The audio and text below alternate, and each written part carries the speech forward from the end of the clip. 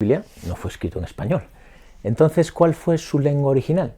Debemos distinguir entre las dos grandes partes de este libro, el Antiguo y el Nuevo Testamento. La mayoría de los libros del Antiguo Testamento fueron escritos en hebreo, aunque hay algunas partes que fueron escritas originalmente en arameo y otras en griego.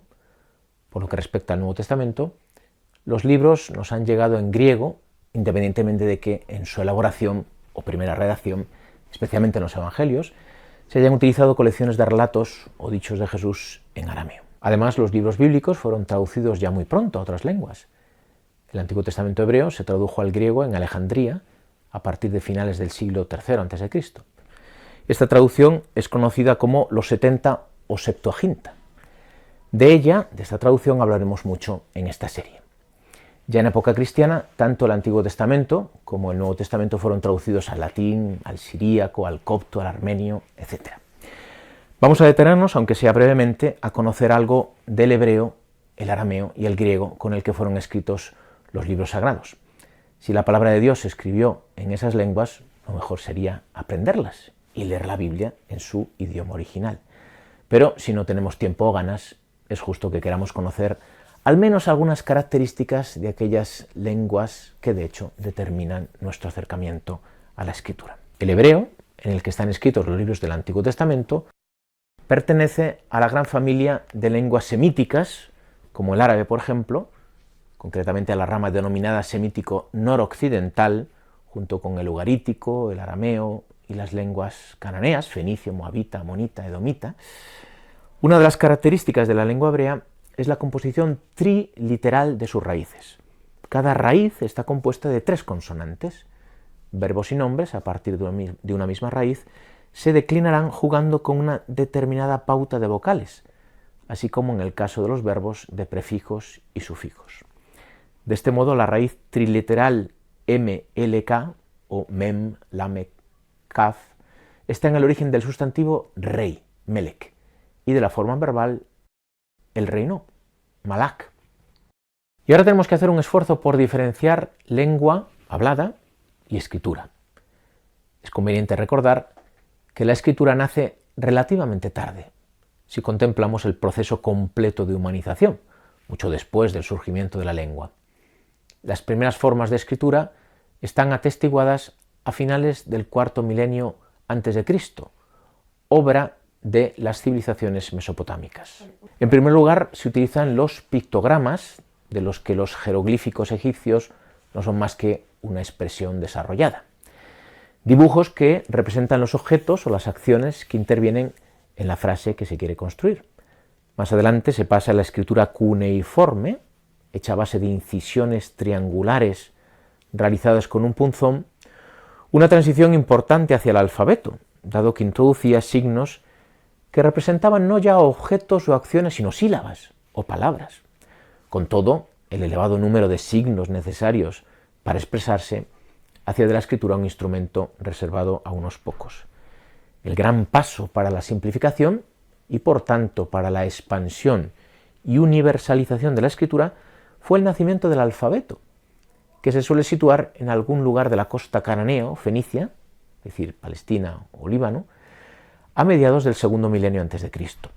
El alfabeto fenicio, de 22 consonantes, es el que ha dejado la huella más clara y el que fue importado por los griegos para crear su propio alfabeto, del que nacen los alfabetos usados por las lenguas europeas, nuestro alfabeto latino, por ejemplo. Los hebreos adoptan este alfabeto al entrar en Canaán, en torno a los siglos XII-XI a.C.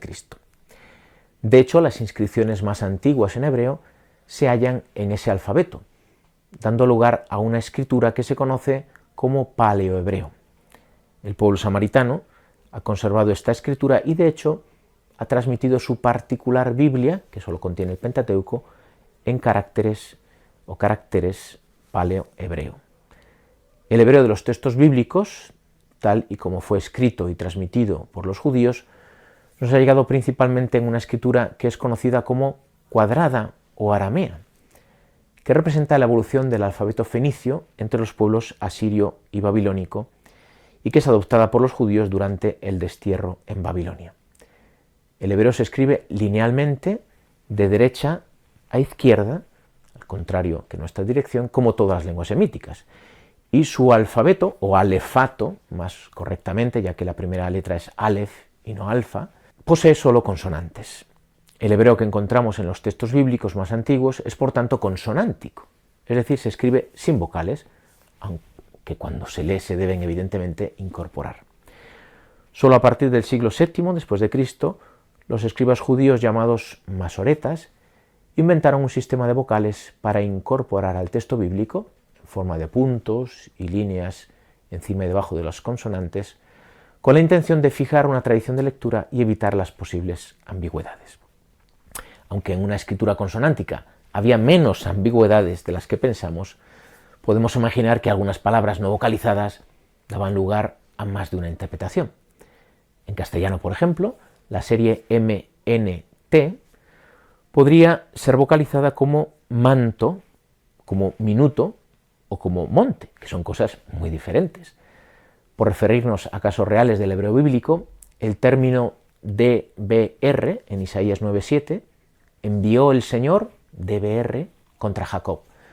Puede ser vocalizado como dabar, palabra, o como deber, peste, muerte. De hecho, los judíos masoretas, que vocalizaron el texto a partir del siglo VII después de Cristo, lo hicieron como dabar, palabra, mientras que los judíos de la diáspora en Alejandría lo tradujeron mucho antes al griego, entendiéndolo como deber, muerte, griego thanatos. Pasamos a la segunda lengua bíblica, el arameo.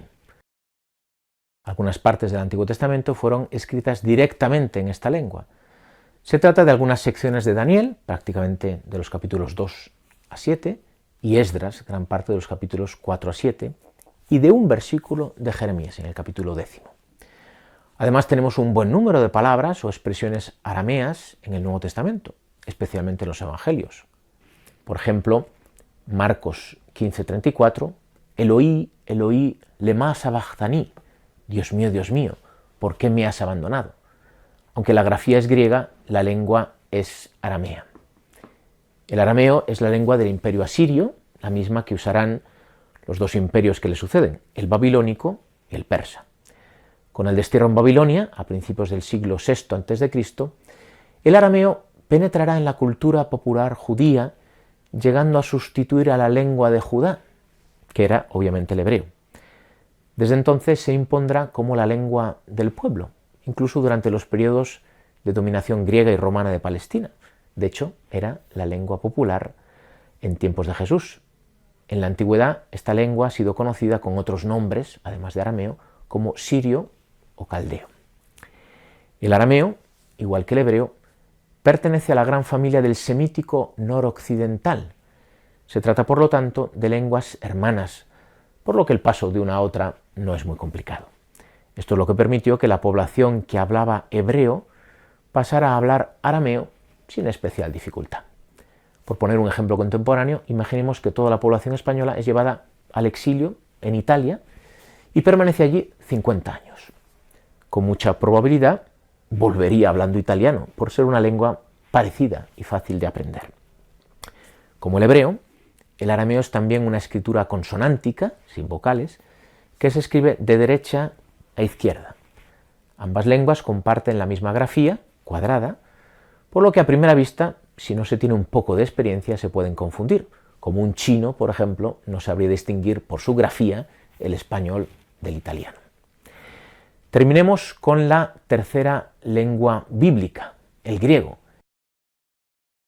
En esta lengua nos han llegado varios libros del Antiguo Testamento, los libros deuterocanónicos, algunos escritos directamente en esa lengua, como el libro de la sabiduría, otros con un original hebreo, hoy perdido total o parcialmente, como uno Macabeos o Sirácida, así como todo el Nuevo Testamento.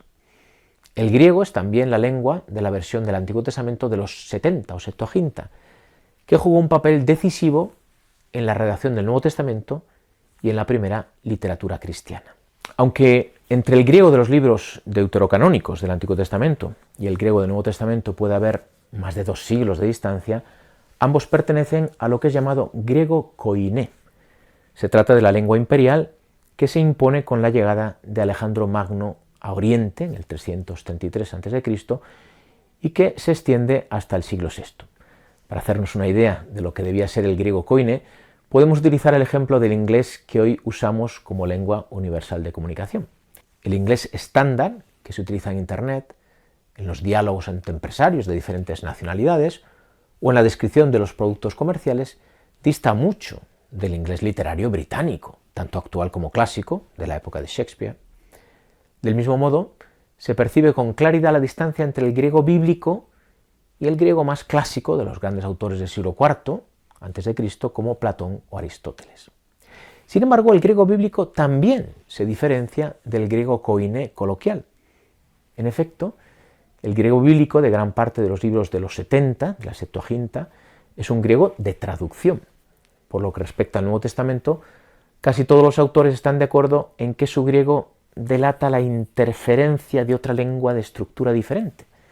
En concreto, el griego está salpicado de semitismos, es decir, de formas que solo se entienden a partir del arameo o del hebreo, lenguas semíticas. La mayoría de los autores piensan que los libros del Nuevo Testamento fueron escritos directamente en griego, pero por autores cuya lengua materna era el arameo, y eso se nota en el griego resultante. Otros autores, una minoría tal vez, piensan que algunos libros, como el Evangelio de Mateo, que la tradición dice que fue escrito en hebreo, fueron escritos en una lengua semítica y luego traducidos al griego. De ahí la peculiaridad de un griego de traducción. Por poner un ejemplo algo estúpido, si nosotros leemos la frase en inglés "from lost to the river", probablemente la entendamos mejor que un catedrático de Oxford. Se trata, sin ninguna duda, de un inglés malo de traducción, escrito por un español que quería expresar el dicho castellano de perdidos al río. Pongamos algunos ejemplos de este griego semitizante, ya en serio, es decir, marcado por la influencia de una lengua semítica, hebreo o arameo, tomados del Nuevo Testamento. Las frecuentes expresiones formadas con el singular o el plural de huíos, hijo, seguido de un genitivo, no se entienden fuera del uso que el hebreo y el arameo hacen de dichas expresiones. Un ejemplo claro lo encontramos en Lucas 16:8, donde se habla de los hijos de la luz y los hijos de este mundo, referido a los que siguen el camino de Dios y los que se mueven con los criterios del mundo. De mismo modo, el sustantivo cardía, corazón, debe entenderse a partir de su uso en la antropología hebrea, que lo considera la sede de la vida consciente, es decir, el lugar de la razón y de la libertad, de la toma de decisiones. No es el lugar del sentimiento, como podríamos pensar hoy en día. Véase, por ejemplo, Lucas 5:22, conociendo Jesús sus pensamientos, les dijo: ¿qué estáis pensando en vuestros corazones? O Lucas 24:25, el episodio de los discípulos de Maús, él les dijo: oh insensatos y tardos de corazón para creer todo lo que dijeron los profetas. Lentos de corazón es lentos para razonar. Hemos llegado al final de nuestro primer episodio, centrado en las lenguas bíblicas. En el próximo conoceremos los materiales con los que se elaboraban los manuscritos. Ya desde ahora os remito a mi manual en torno al texto de la Biblia y sus manuscritos, que está dentro de un manual más grande llamado La Biblia en su entorno, de la editorial Verbo Divino. Ahí encontraréis estos mismos temas más desarrollados y una abundante bibliografía para profundizar en ellos abundantemente. Hasta la próxima sesión.